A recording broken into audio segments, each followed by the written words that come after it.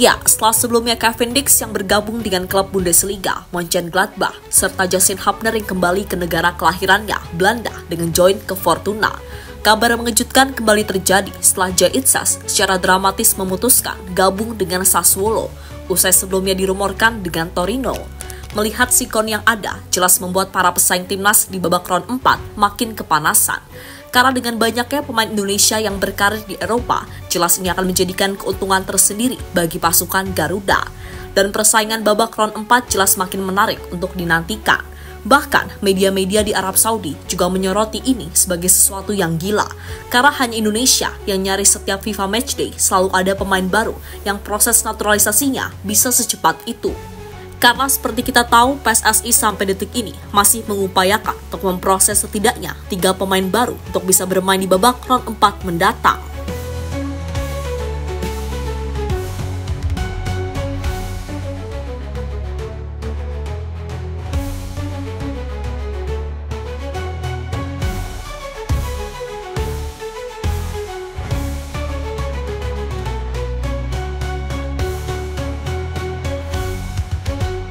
Timnas Indonesia semakin berkibar dengan prestasi gemilang yang ditorehkan.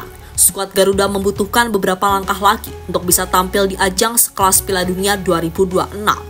Ya, seperti kita tahu, kalau Timnas Indonesia akan berjuang di putaran keempat kualifikasi Piala Dunia 2026 zona Asia bulan Oktober mendatang.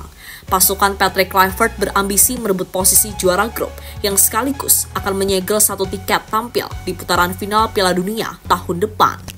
Tim Merah Putih harus bersaing dengan Arab Saudi selaku tuan rumah dan Irak sebagai tim yang cukup diperhitungkan.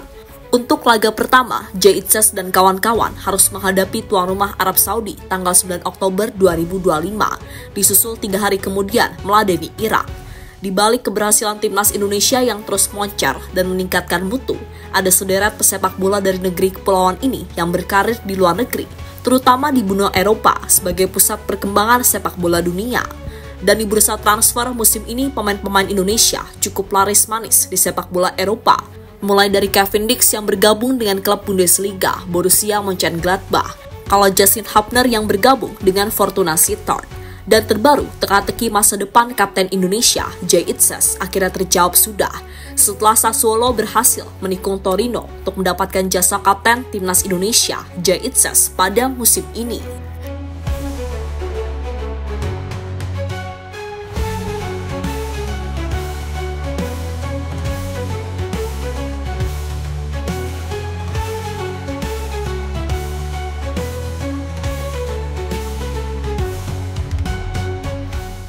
Ya, seperti dilansir dari Football Italia, ini mengakhiri berbagai spekulasi mengenai masa depannya bersama Venezia.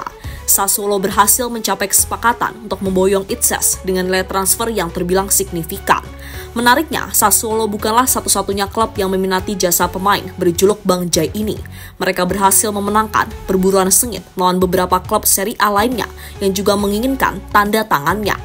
Langkah ini menjadi sebuah lompatan besar dalam karir Jaitzes. Kepindahannya membuktikan kualitasnya sebagai salah satu bek tangguh yang kini siap bersaing di level yang lebih tinggi.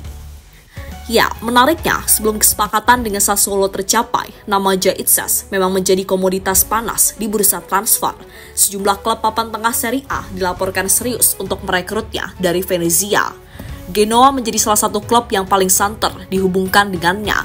Namun, negosiasi antara kedua belah pihak disebut tidak pernah menemukan titik temu yang ideal. Di sisi lain, Torino juga menunjukkan minat yang kuat untuk mendatangkan Itzes. Akan tetapi, langkah mereka terganjal syarat internal, di mana mereka harus menjual bek Saul Coco terlebih dahulu sebelum bisa bergerak aktif. Dan di tengah persaingan yang ketat, Sassuolo muncul dengan langkah cerdik yang mengejutkan. Klub berjuluk Noro Verdi itu tidak hanya menawar Itzes seorang diri, mereka mengajukan proposal untuk memboyong 2 pemain Venezia sekaligus dalam satu paket. Selain Itzes, Sassuolo juga berhasil merekrut rekan setimnya, Valicante. Strategi pembelian ganda inilah yang menjadi kunci sukses Sassuolo. Langkah tersebut menempatkan mereka pada posisi yang lebih diunggulkan untuk mendapatkan lampu hijau dari Venezia, dengan total biaya paket transfer mencapai sekitar 12 juta euro.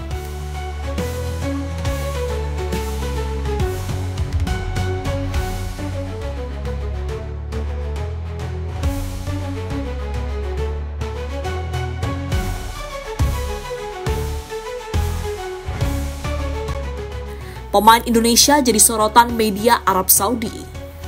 Nah, melihat ini semua, wajar jika media-media di Arab Saudi sana menyebut apa yang dilakukan PSSI sebagai langkah gila.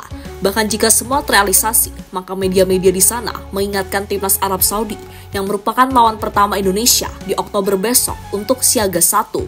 Karena ya tadi, Indonesia dinilai akan tampil melawan mereka dengan skuad yang beda lagi.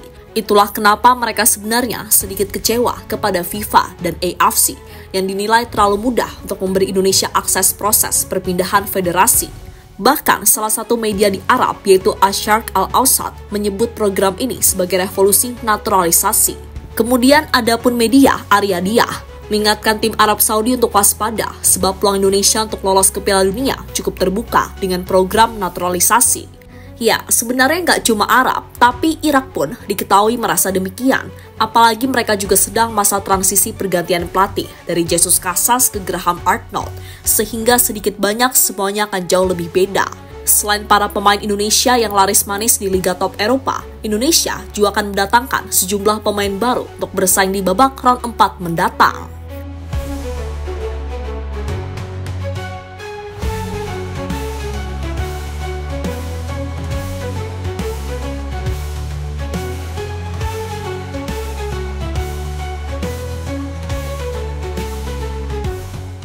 Tiga pemain dikebut PSSI. Sebagaimana kita tahu, klub PSSI sedang berusaha mengebut proses naturalisasi dari 4 pemain yang sebelumnya sudah di-spill meski identitasnya belum terungkap. Nah, dari 4 nama itu, sejauh ini baru Mauro Zylstra yang berkasnya sudah ditandatangani sama Presiden bareng 3 calon pemain timnas putri, yaitu Isabel Kopp, Isabel Notet, dan Pauline van de Poel. Ya, Pak Erick sendiri mengatakan bahwa berkas tersebut sudah masuk ke DPR RI, akan tetapi pembahasannya baru akan dilakukan pada bulan Agustus mendatang, melalui rapat di Komisi 10 dan Komisi 13, mengingat saat ini DPR masih dalam masa reses. Nah, Mauro sendiri bisa dibilang disiapkan untuk pengganti oleh Romeni, meski di satu sisi Pak Erick menjelaskan kalau Mauro akan dicoba lebih dulu di Timnas U23. Kalau dirasa oke, bolehlah dibawa ke timnas senior. Dan kalian boleh setuju, boleh enggak. Kalau Mauro punya kans lebih besar untuk dibawa ke timnas senior dibanding Jens Vreven, setidaknya dalam waktu dekat ini. Kenapa? Pertama, Mauro ini terbukti gacor di tim kelompok umur. Saat membela AFC Amsterdam U18, Mauro sanggup mengemas 18 gol dan 11 assist hanya dari 20 pertandingan. Kemudian, saat membela Nijmegen U21, dia mampu mencetak dari 26 pertandingan. Lalu setelah dari NEC, dia pindah ke FC Volendam. Nah, di tim U21 Volendam, Mauro bikin 17 gol dan 7 assist dari 21 penampilan. Bahkan musim lalu, ia juga sudah 7 kali dipercaya tampil di tim utama. Dan per musim ini, ia terdaftar sebagai pemain di tim utama FC Volendam yang baru saja promosi ke Eredivisie. Yang mana itu artinya, jika ia dikasih menit bermain, maka status Mauro adalah pemain Eredivisie. Dan maaf-maaf aja, itu berbanding terbalik dengan Jens Vreven. Karena meskipun umur mereka cuma beda setahun, tapi Vreven selama di Dordrecht lebih sering jadi cadangan. Dan bahkan yang mendapat kontrak profesional pertama justru di Bali United. Meski begitu, Mimin tak percaya kalau Vreven punya potensi besar menjadi striker hebat kalau dia terus kerja keras. Walaupun agak disayangkan, di umur yang masih 19 tahun, dia malah memutuskan bermain di Liga Indonesia. Di saat kita semua berharap pemain muda berbakat Indonesia bisa abroad. But that's okay, kita lihat aja ke depannya.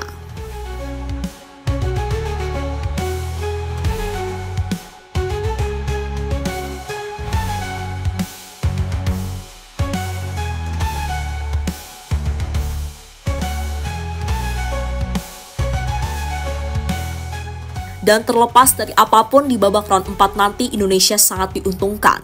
Dengan banyaknya pemain yang berkarir di Eropa, tentunya akan membuat skuad Indonesia makin kuat. Lalu bagaimana nantinya Coach Patrick dan Coach Pastor dalam meramu strategi ketika melawan tim-tim Timur Tengah?